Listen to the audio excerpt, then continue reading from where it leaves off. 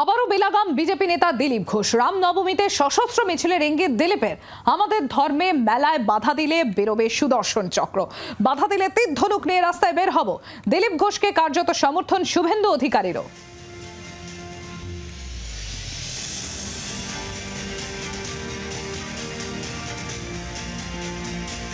যে ঈদ করছে, ইফতার করছে, আমাদের খুব ধন্যবাদ।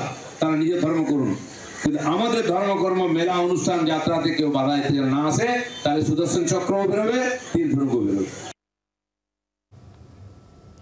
আবারও বেলাগাম দিলীপ ঘোষ। স্বকীয় ভঙ্গিমাতেই দিলীপ ঘোষ। রামনবমীতে সশস্ত্র মিছিলের ইঙ্গিত দিলীপের। আমাদের ধর্মে মেলায় বাধা দিলে বেরোবে সুদর্শন চক্র, বাধা দিলে তীর ধনুক নিয়ে রাস্তায় বের হব। দিলীপ ঘোষকে কার্যত সমর্থন শুভেন্দু অধিকারীরও। আসছে রামনবমী, বেরোন রাস্তায়, সবাই একসঙ্গে পায়ে পা মিলে হাঁটতে হবে, হরিবল বলতে হবে, হরে কৃষ্ণ বলতে হবে, জয় শ্রীরাম বলতে হবে।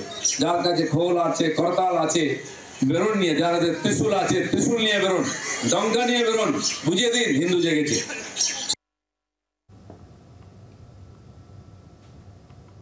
এমপি লেডের পরিদর্শন নিয়ে যেটা দেখা হয়েছে, তাতে খুব পরিষ্কার ছবি এসেছে যে সেখানে প্রাক্তন সাংসদের এতটুকু ত্রুটি নেই।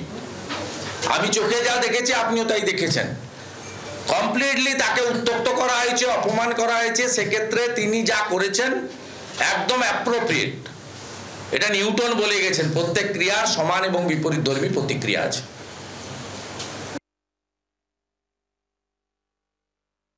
রাম নবমী এটা কি হঠাৎ শুরু হয়েছে গত 4-5 বছর? বিজেপির কোনো কৃতিত্ব নেই যে আমরা তৈরি করেছি।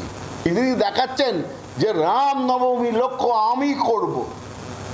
একটা লোক যখন আত্মম্ভরিতা দাম্ভিকতায় ভোগে, তারা তখন এইভাবে কথা বলে এই রকম একটা উৎসব নিয়ে, এবং সেই উৎসবটাকে অপমান করছেন।